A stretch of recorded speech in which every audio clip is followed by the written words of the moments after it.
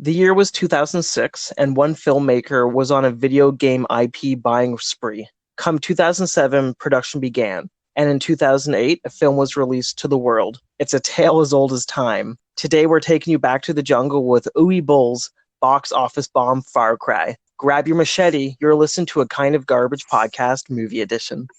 It's a kind of...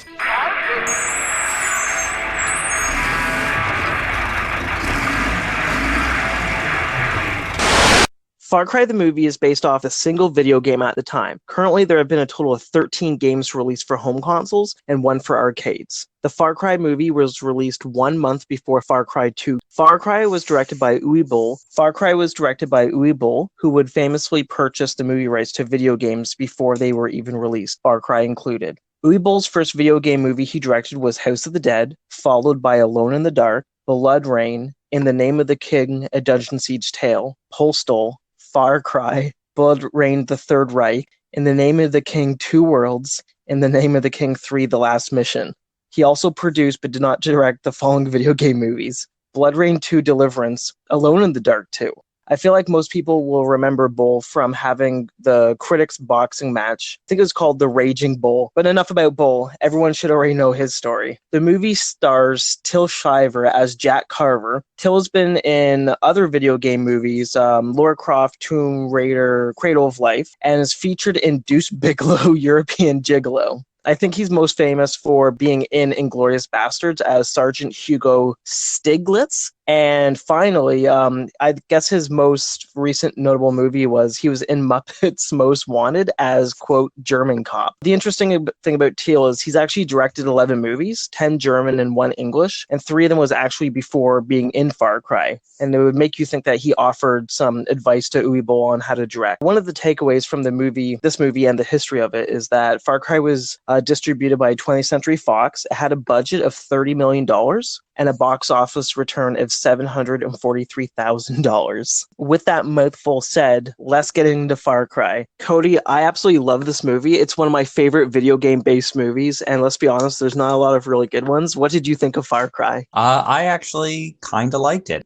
My experience going into this was going to be the only other Uwe Boll movie I've actually seen the full start to finish was House of the Dead. If you haven't seen House of the Dead, I highly recommend seeing it. It's absolutely insane. It's not even like a movie. It's just an attempt at filmmaking that was distributed. So going into Far Cry, I kind of expected the same thing, but this is a real movie. It was coherent from start to finish. I could follow along with it. It actually had pacing.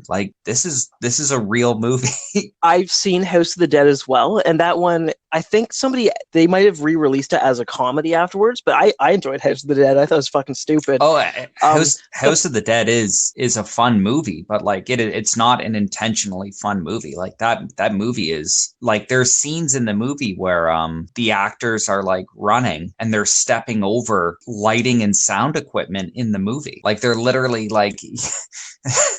They're stepping over the fourth wall accidentally. It's incredible. In that movie, I remember seeing the dolly tracks for the camera on the ground, being that you can see the tracks that the camera is moving on. The cast would run over, and in that movie, if I remember right, all the teenagers who were partying on the island, for some reason, out of nowhere, they all know kung fu, and they're all Matrix shooting, and that movie's insane. Yeah, it's definitely worth a watch if you want to see an insane movie like that. It checks every box. It's made by a crazy person. The story jumps all over the place. It's barely coherent. I think it's one of those movies where it almost switches its story halfway through the movie. It goes from being a mad doctor zombie movie, and then it ends up being I haven't seen it in years, but isn't it ancient vampires or something at the end? The movie jumps all over the place. With a movie like that was in I want to say my high school days or post high school, where just sitting in my room watching bad movies alone, which sounds depressing. But it wasn't. With Far Cry, though, I remember the first moment I heard about this movie, which was I was upstairs and it's my dad yelling to me, Adam, Adam, get down here. So I come downstairs and he's watching Space Channel, and he's like, they're making a Far Cry movie, and it was some like little news show on space, and they showed behind the scenes of the Jeeps blowing up. So I was really excited for the movie. So I had pre-existing knowledge before the movie came out. Super excited for it. This movie got me hooked on the opening, like the opening of this movie. It kind of clearly is like a bit of a sizzle reel where it's like them selling the movie to the studio, just the way that it's shot. Like it was all shot at the same time. It was shot with actors that like don't appear in the rest of the movie. And even the way it was shot, like it kind of makes me think that like that opening scene of like the monsters attacking the convoy, it almost felt like it was shot by a different cinematographer. Like it has a completely different feel from the rest of the movie. Yeah, that beginning scene, there's some shitty like Predator garbage like copycat effects that weren't great, but some of the practical effects in that is amazing. I was just like, holy shit, I forgot how great this movie is because I hadn't seen it in such a long even time. The Predator vision didn't really bug me. Like it actually had interesting cinematography. Like the perspectives would change from like kind of the monster stalking people, then to the people running through the woods, and then there was some shots of them scanning the tree line trying to see where the monster was, and the camera would like attach to vehicles, or it would be attached to the barrel of guns. There was some like not all of it was great, but there was some neat stuff that was done with it. After that, like once the movie starts, it almost seems like they filmed the rest of the movie 6 months later, and then half of the production crew was a different production crew because they had gotten money. They had gotten some money from a movie studio to finish it. At one point in the beginning, you see a soldier running through the woods calling for what I have down, Victor. And he finds Victor laying in a bunker, and Victor's organs are spilled out on his legs all over him, and the guy freaks out. And this guy later on in the movie gets killed by the unknown creature, the super soldier that you find out about afterwards. And the way he dies is amazing because they're basically in a locked pen, kind of like Jurassic Park, where the T-Rex would be. The super soldier pushes him into the cage. Yeah, that's kind of what got me, was how interesting that death was, because you have a guy at the gate of the fence, kind of he's frantically punching in the password, trying to get the security's attention, like waving his arms in front of a camera, trying to get out. And then by the time that they realize where he is and how to let him out, the camera cuts back to him, and he's been pushed so that half of his body has been pushed through the metal fence like like a strainer. And the camera pans from one side of the fence around to the other, and I thought it was a really neat practical effect of. It was pretty gruesome. I thought it was good.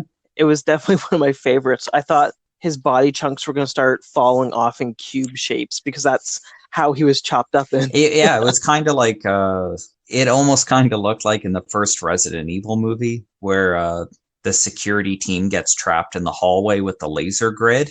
And like the laser grid's like cutting them into chunks. Like as cheesy as that movie is, you're watching that scene being like, hey, this is kind of interesting. Like this is kind of a neat way for someone to die I haven't seen. I think one of the things that we have to talk about and mention detail is that the majority of the cast is German.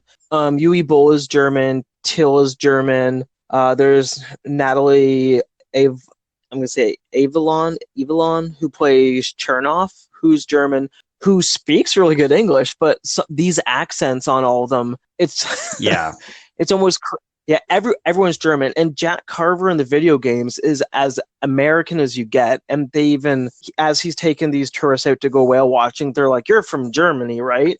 And he's like, "Yeah, I'm from Germany." What gave it away? Which Jack Carver sounds like Tommy Wiseau in this movie. Yeah. And I don't know if you picked up on that. I was just like, oh my God, he sounds like Tommy. One of my favorite things was kind of during the second action beat of the movie is a big car chase once once the Jack Carver and the Valerie character break into the military base, they're being chased in jeeps and a helicopter. So Jack is driving and Valerie's kind of rooting through the back of the jeep looking for any weapon or any item that could kind of help them escape. And it was hard to hear, so I had to turn it up really loud. But in the background, he's wisecracking the entire time, but you can hardly hear him because of all the explosions going on. So she's like throwing grenades, and then you just hear like very, very quietly in the background over like the sound effects of like revving engines and helicopter blades and all that.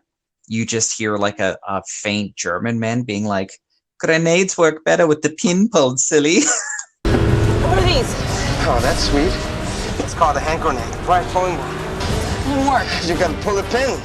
They're useless with a pin. Hurry up!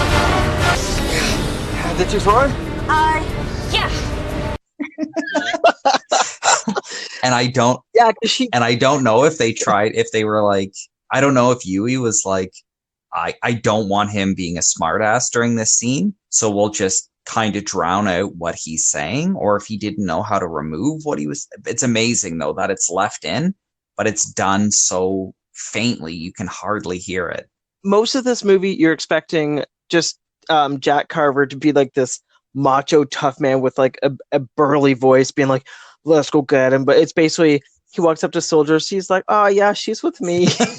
It's so jarring. That scene, I had the subtitles on for it as well. So I got to read along with him being like, oh, pull out the pin.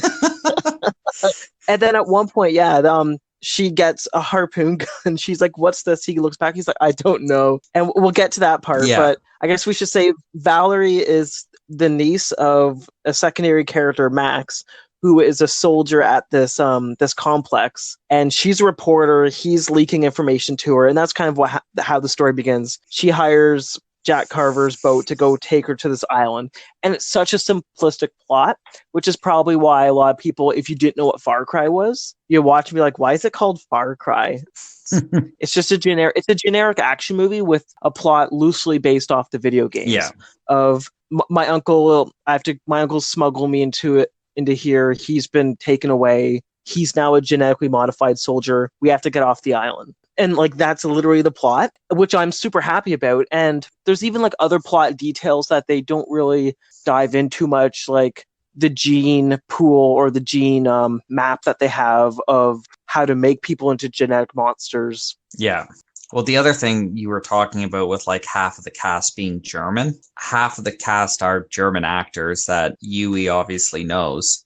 And then the other half, because this movie, I don't think I've ever seen a movie that was more clearly filmed in Vancouver than this movie. The other half is just Canadian, very clearly like Canadian actors, where if you live in Canada or watch TV in Canada, a lot of these actors you kind of recognize as like background characters from a lot of Canadian content. When I was looking at the movie notes, it said Germany, Canada. It didn't specify Vancouver. I would just assume it was Vancouver. Yeah, it's like and to the movie's credit, like it looks beautiful, but like some of the scenes are just them driving along some of the like coastal highways in Vancouver and or British Columbia. I won't say Vancouver. Yeah, some of the areas in British Columbia, like it's absolutely gorgeous, but it's like stereotypically, like it almost looks like a tourist ad for like Visit BC. Like it's so BC. I guess we can get to the part, we can talk back to just before they're doing the speed chase where her uncle Max gets turned into a modified soldier and they stick a camera in his eye and like a computer IDE cable back in the back of his head, which it's not very technical, but they get the idea across. And everyone who gets turned into a super soldier, they all have like a grayish white tinge to their body. Except for the black people who are soldiers. Yeah. They don't put them in white makeup. Well, I'm assuming they tried to put them in white makeup and it didn't work. And they were like, just don't put it on. That was one of the things that bugged me the most. Was I was actively enjoying this movie. Like I thought like the character of Jack played by Till was pretty good. it was actually competently shot, and then it kind of holds off on showing what the monster is. And then by the time it shows the monster, you're like, oh, I was kind of hoping for something a bit better. I agree 100%. It's just I could have watched Universal Soldier if I wanted a better super soldier movie, but one based off of a video game. It was a pleasant surprise because you would just assume that this movie is going to be fucking garbage because Yui Boll is making it. Yeah. After they're escaping from the bad guys, because they keep on getting captured, escape. It's like this little cat and mouse game. She shoots the harpoon upwards, which attaches to a helicopter above them. They get dragged off a cliff and they fall into the water, which it's a big budget. Like, this is part of the budget where you're like, you sit there thinking, where was $30 million spent? And then you see all the explosions, everything they're destroying. You're like, oh, that's where they spent it. But this cuts into one of my favorite scenes, which they find a cabin, and till Jack Harper just goes, "You're gonna catch a cold. Take your clothes off," which she's like, "Don't look." And then she proceeds to strip, and it's just him sneaking little peeks over and over again. She gets into the bed. He undresses. He's like, "I'm cold too." So that he gets into the bed. They snuggle for a bit. And then they just start making out, which there's no attraction between them. No. And all of a sudden, there's like, they have quote unquote sex. They kiss and it cuts. But the next day is they're just walking, like trying to find out where they need to go. And Jack just out of nowhere says, "How was I?" She ignores him, doesn't even respond to that question. And then he brings it up again. And then she tells him, "What, you're a 2 out of 10?" Yeah. Which he takes great offense to. Yeah, I understand. So, how was I? Where are we headed? You didn't answer my question. What do you mean? What do I mean? On a scale from 1 to 10, how would you rate me? 2. A 2. A 2. What? It's yeah, you're right. Like, it's pretty humorous that it's like the screenplay obviously calls for the Jack character and the Valerie character to fall in love, or at least have some sort of like romantic connection or some sort of chemistry, which they really don't up until this point. And then they're just in a cabin freezing, and then it's like, oh, it's almost like shoehorned in, where it's like, oh, we forgot we're supposed to have some sort of chemistry. Can I crawl into bed with you? And then it immediately makes fun of it, where Jack is like, "How was I?" You were a 2 out of 10. What? A 2? Which at that point is when they get her to, like, I don't want to say hitchhike, but she like flags down a truck, and then they hijack it. There's like a strip joke, telling the guy to strip his clothes. Yeah. And then he's like, "I was talking to her." And then they laugh. He's like, "No, strip your clothes," so he can disguise himself as a soldier. Yeah. Which leads into my favorite character of the movie. Do you know who my favorite is? It's everyone's favorite. It's Emilio. Yep, or as I know him, I have him in my notes as Canadian Joe Quesada. That is frighteningly who he is. When I saw him, I was like, "Is that Joe Quesada from Marvel Comics on this?" Is that Marvel Comics editor Joe Quesada? No, I guess it's not. Which I'm just assuming. I assume that he was friends with Uwe Boll because he's the over-the-top comedic character, which is so out of place in the movie. But it works for it, and I'm like, I really like this character because he's so fucking dumb. And he almost dies. Jack Carver goes up to him. I think he's about to break his neck to steal his boat. Yeah, he's clearly about to choke him out, and then he starts choking himself on a meatball sub, and then Jack doesn't know what to do, so Jack just gives him the Heimlich maneuver, and then that's all it takes, and now Emilio is glued to Jack for the rest of the movie as his sidekick, because he owes Jack his life. The comedy is so bad. They get caught by the guards, and like he just looks at Jack, and he's like, "If we make it through this, you owe me a meatball sub."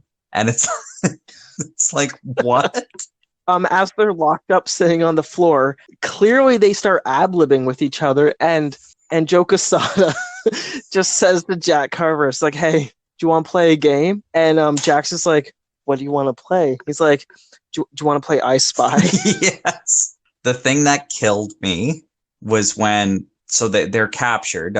Jack hijacks his boat, but accidentally saves his life. So now he's tied to Jack. So they're basically on the run from the guards together. So the guards assume they're working together. So they capture and arrest them both. And while they're imprisoned, for them to break out, Valerie sneaks Jack a handcuff key, and Jack ends up spitting it out on the floor. And when he spits it out on the floor, Emilio is, what are you doing? Like, I can't see what you're doing because they're handcuffed back to back. Emilio kind of turns his head and sees the key on the ground, and he yells out, "Holy tomatoes!" And that that just killed me. Like, how stupid that line is just absolutely killed me. Oh! Pick up what? What does that look like? Holy tomatoes! Where'd you get that? Come on, let me get it. For the key, there's two important things to know about that key. Earlier in the movie, Valerie's locked.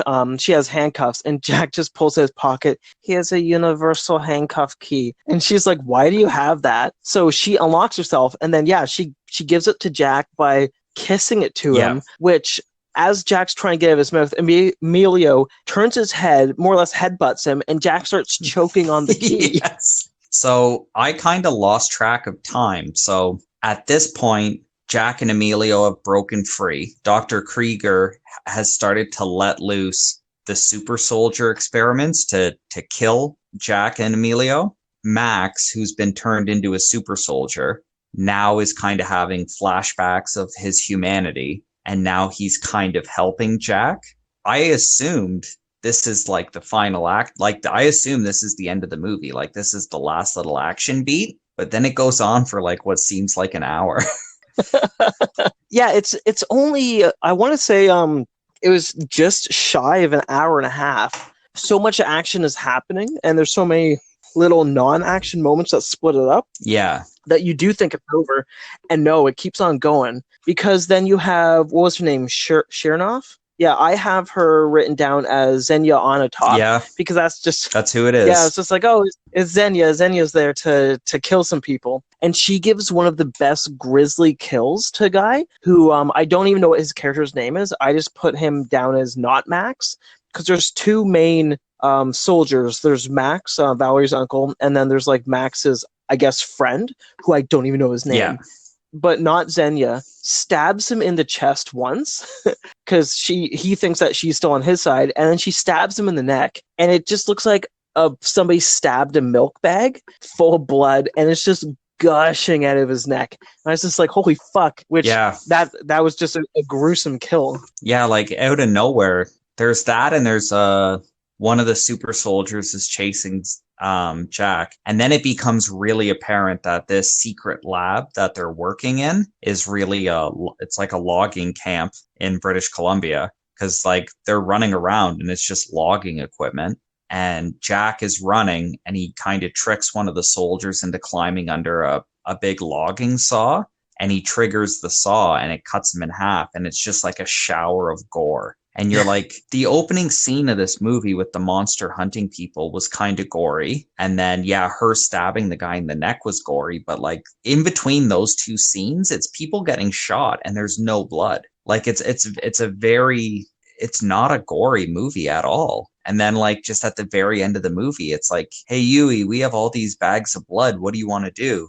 And he's like, oh yeah, we should use them. And then they just use them all at the end of the movie. When you're watching Jack Carver lead this guy through the lumber mill, that's when you realize that Jack Carver is a parkour master, where he can flip and dodge and roll under anything. Well, and the super soldier cannot catch him. What you realize is that the stunt double for Jack Carver and the stunt double for the super soldier are the same actor, because it keeps cutting to Jack Carver with his face obscured running through an obstacle course. And then the camera cuts to the super soldier with his face obscured, running through the exact same obstacle course, but just slightly different. So, but it never shows both of them on camera at the same time. So it's like really obvious, like one stunt guy knew parkour and they just kept giving him different costumes to do parkour. That's 100% true. I didn't even think about that. There's another kill which I thought was going to be amazing, because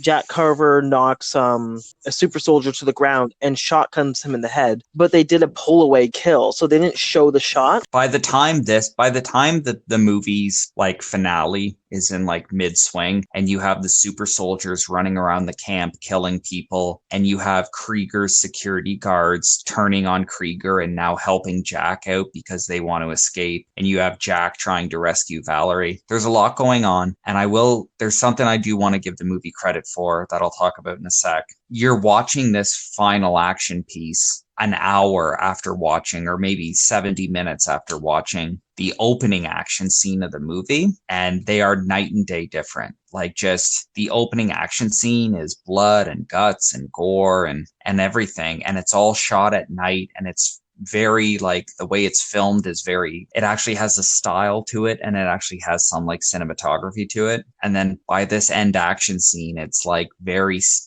static shots. None of them are very interesting, and it's a lot of like pull away deaths where it's someone shoots and then it's just somebody falling down, and it doesn't really show much. The movie opens up strong. Just the final action really kind of fell apart for me. I can see that. There's lots of scenes where you can tell this is a post-Matrix movie, where they had some slow-mo scenes. They had like the Jack Carver in the one lab where he starts fighting. No, I don't think it was Max. I think it was the other guy, the other super soldier. And he's just like a gymnast jumping off of everything, doing flips. Yeah. And you want that. You want that gore. You want to see people's arms being ripped off. You want to basically see what you would expect a Mortal Kombat movie to be. But then you actually just get a Mortal Kombat movie where there isn't a lot of blood and gore. The one thing I do want to give the movie credit for that I liked, because it's one of my biggest pet peeves in movies, especially action movies or movies like this. There is absolutely nothing I hate more in a movie that to show like humanity or to show some sort of weakness to a character. But to me, all it shows is that we didn't have the budget for it, is when you give a character guns, or you show that like there's lots of guns in an area, and then during an action scene, all the guns disappear or they're never fired. And like, just off the top of my head, the two biggest ones that it bugged me the most was the first Deadpool movie, where he goes to like the final action scene and then goes, oops, I forgot all my guns. And then the other one that always bugged me was Escape from LA, the second Escape movie, where they send Snake Plissken to Los Angeles to rescue the president's daughter, and they send him in like this stealth submarine to get to Los Angeles, and they give him all this equipment. And one of the equipment they give him is like this state-of-the-art military super rifle, and it's like this wild and crazy looking assault rifle. And as soon as he lands the submarine in Los Angeles, it's almost comical. Like the second he steps foot in Los Angeles, he loses the gun. And you're like, oh, okay, well, we're never going to see, like, thanks for establishing that it was this really bad super gun. We're never going to see it fired throughout the movie. So the one thing I want to give Far Cry credit for is everyone in this movie is holding a gun, and everyone in this movie is firing that gun at the end of the movie. Like, it does not cheap out on blanks and squibs and all the gun special effects. Like, the end of this movie is a giant firefight. I know that one of the things that we didn't talk about for the super soldiers is they show like point blank range. They shoot one in the stomach a bunch of times where his skin is harder than Kevlar. Yeah. And then later in the movie, you see Jack shoot one of them, and the guy just literally goes down, like almost as if the bullet has so much force it's knocking him back, but he's still coming at you. And these super soldiers can only be injured or die by being shot in the head or the mouth for some reason, which is how when Max goes to kill Xenia, she shoots him right in the head, and then automatically he falls down, and then she goes to do like the second kill for the eye, and he just stands up and like snaps her neck, and then he falls over. Yeah, the super soldiers have a weakness, but like it's never properly exploited. Like, the super soldiers die when the plot says for them to die. Like, they can get shot in the head and then they stay alive, and then it's like, no, they're invincible, but then Jack shoots one in the chest and he like falls off a bridge. So after Jack, Emilio, and Valerie, so after those three, while those three are escaping, you see the leftover super soldiers going to kill Krieger for some reason. Oh, it's because they can't control them, and it's one of my favorite scenes where Jack's in the boat, Emilio's take them out. Jack just double flips Krieger off, like almost like a fuck you, like literally like he's crouched down, like kind of like bouncing, giving him the double birds. Because Jack's an adult, but he's not an adult at the same time. He's almost like a big man child. Yeah, that's accurate. Yeah, it's kind of like, I don't know, maybe it's like a cultural thing, but they're trying to make him kind of like the smart ass or the loose cannon who doesn't play by the rules. But I don't know, maybe translated like from a German director to a German actor making a movie for an English movie for an American audience, it kind of gets jargled up in translation where, yeah, instead of him coming off as like a play by his own rules rogue, he comes off as like a 13-year-old boy in a man's body being like, fuck you. So the end of the movie, the three of them get away. Emilio is now Jack's cook on his new boat, and Valerie is just Jack's girlfriend. Yeah. I think she has another job. I don't remember what it is. But at the end is where you get that little sting of it's just another day being Jack Carver, where the same couple from the beginning of the movie that wanted to go whale watching is his next passengers on his boat. And I'm assuming that the woman, like the wife of the two passengers, I think she must be German, and she's mimicking an American voice to the point where it's so annoying.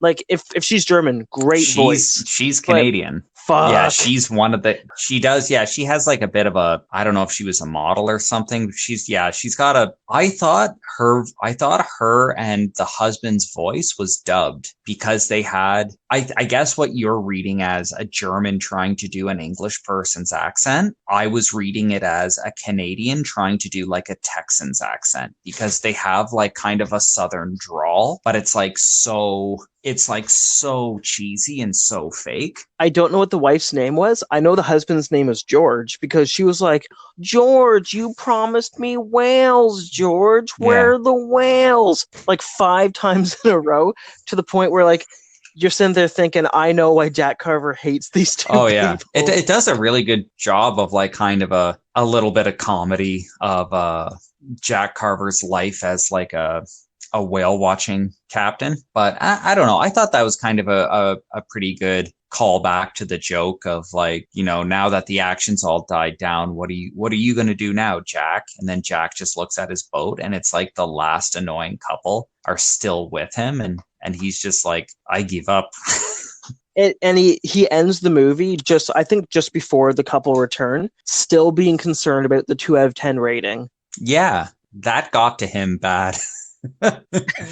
Just a 2? It's like, how was I in bed? Are you sure it's just a 2? He's like, yes, Jack. Just a 2. So the movie ends, and there were 3 people who did the screenplay for the movie. Good luck if you try to read these credits, because they're fucking blazing fast. Yeah. They are so quick. So would you recommend Far Cry? If you want to watch a video game movie, this is probably one of the best you're going to see. If you're a Canadian and you want to see like movies clearly shot in Canada, it's worth a watch. I didn't hate the movie by any means. Like it is on like a smaller budget, and there are some things that work and some things that don't work. But yeah, if you want to see something different, sure. I did not hate this movie.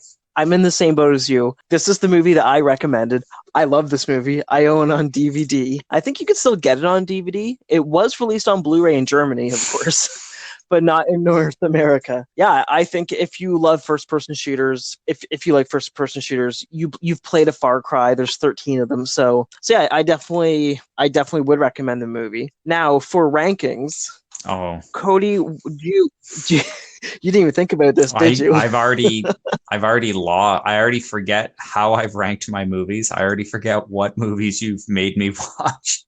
Okay, so I'll do a quick I have it in front of me, so I'll do a quick update for your top 10, which is currently only at 6 movies. Number 1, Fair Game. Number 2, The Shadow. Number 3, Jaws 3. Number 4, Comic Book Villains. Number 5, Dead Weekend. Number 6, Bodily Harm. I would put this below Jaws 3. So this is now your number 4 movie. Yeah, correct. This is a tough one for me because I do really enjoy this movie. I think this would go between Fair Game and The Shadow. Now, Cody doesn't remember which order they're in, but so Far Cry would be my number 2 movie. Number 1 would be The Shadow, and number 3 would be Fair Game. Okay. Yeah, both Fair Game and Far Cry almost have like there are kind of there's parallels to those movies about the hero and the damsel in distress. Other than like that's pretty much it. But they're both action movies. I enjoyed Far Cry just a little bit more, but The Shadow still a little bit above. So Fair Game was like a movie from the 90s, and Far Cry is a movie from the 80s or from the 2000s. But both of those movies are like clearly love letters to action movies from the 80s. Fair Game is a love letter to the 80s cop movie, and Far Cry, you can definitely see like a lot of the influence from Predator in Far Cry. Cody, what are we doing on our next episode? Next episode, we will be watching Miracle Mile, a 1988 Stephen de Jarnatt movie, which I saw much too young, and I didn't understand what I was watching. I only saw the last act of the movie, and it scared the living hell out of me as a child. So it's my pick for next episode to see what Adam thinks of something that gave me nightmares when I was about 10 years old. I'm looking forward to it. Okay, and guess what, Cody? What's that? We have mail. No, we don't. Yes, we have our very first piece. I don't want to call it fan mail, but we have our very first piece of, we have our very first piece of fan mail. And I'm going to say this is from friend of the podcast, Mr. Rob Sands. This is what he says. The original audio from the segment, for some reason, glitched out, so you couldn't really hear it. So I'm just going to reread what Rob wrote to us, and then that will be inserted into the podcast. Hi, Cody and Adam, longtime listener, first-time writer. I would like to say that I've enjoyed listening to your podcast. I think you guys would enjoy reviewing Plan 9 from Outer Space. It's a fun movie from the 50s. I'm looking forward to your next podcast, your number 5 best fan, Rob. Cody, what do you think? Yeah, so Plan 9 from Outer Space is famous as an Ed Wood movie, but also just like an incredibly troubled during production movie, and a movie with like, I would say, Band-Aids fixing major problems throughout it. It's been talked to death about on like almost every movie podcast or anything that talks about or reviews cult cinema or unloved movies. But I think it is a good benchmark. Like, I think it's a good movie for anyone if they want to watch something where it's like, who was this made for? Or how did this ever, get past certain stages of production? Like, how come no one ever thought to pull the plug on this? So I've never actually seen the full movie. I think it'd be worth adding to the roster of movies to watch. Maybe that will have to be a Patreon episode in the future. There you go. So we want to thank you for listening to this episode, but before we let you go back to your life, we have to thank our newest Patreon members. We have 2. So we like to thank Rob, who actually wrote a letter in. He's our first Patreon member. And then we'd also like to thank Danielle, who is my partner. Thank you, Danielle. I appreciate it. She will not listen to these whatsoever, but Cody and I appreciate it. Yeah, thank you. That's awesome. Thanks so much. That is Far Cry. I literally forgot we were just talking about. That is Far Cry. We hope you enjoy listening to us, and we'll catch you next time. As always, you can find us online through our social media accounts on Twitter and Instagram, both at A Kind of Garbage. You can also email us at akindofgarbage@gmail.com with any questions or comments you may have. Be sure to check us out at akindofgarbage.com, where you can find links to our Twitter, Instagram, and YouTube pages, as well as our Patreon page at patreon.com/akindofgarbage, where you can get access to our private Discord channel and Patreon exclusive podcasts. Thank you again for joining us, and be sure to tune in next time.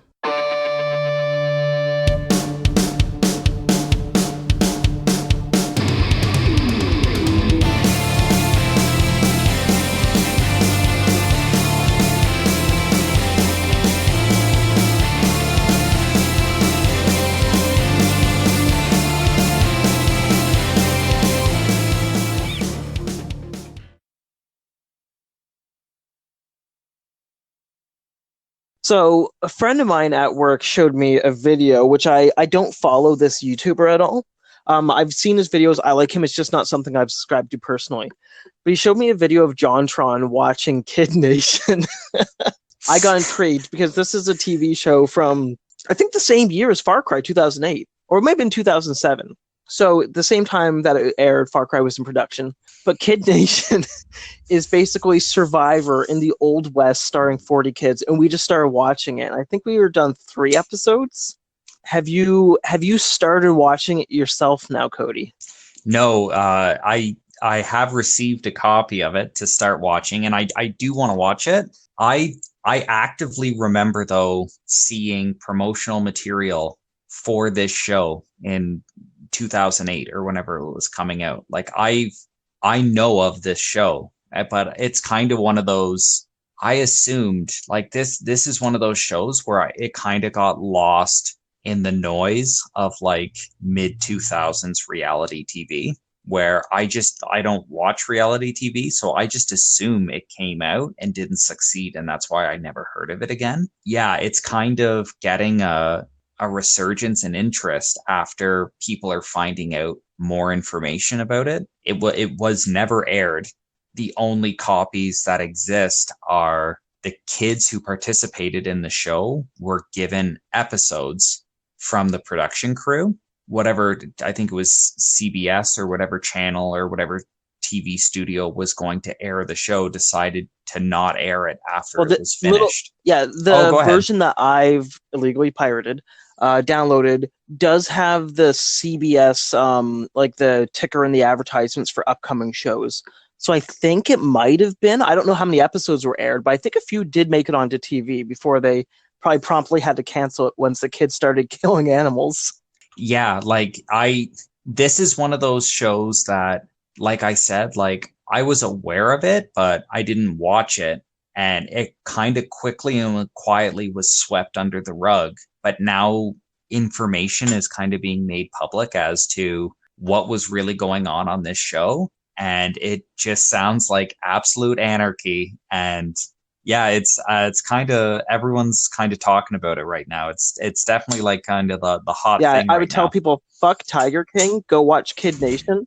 I know I messaged you almost in the middle of it saying, hey, this girl only is getting paid 10 cents for her jobs, and she wants this bicycle that's $3. So she's dancing in the street with a tip jar in front of her. And I'm just like, oh my God. Thankfully, it wasn't like some kind of sexy dance. It was just like corny kid dancing, which you're like, yeah, like I haven't seen it yet, but my understanding of it is it's kids left to their own to try to run their own like mini civilization, and it's just everything bad about consumerism and capitalism is just like pushed to the forefront of it. So it's like the oldest and strongest kids saying that because they're the oldest and the strongest, they should be in charge, and that like all the labor should be divided up amongst like the smallest, youngest, weakest kids. Oh, just wait till you see it. It is a shit show, but it's enjoyable at the same time. You do think, what the hell were they thinking when they made the show?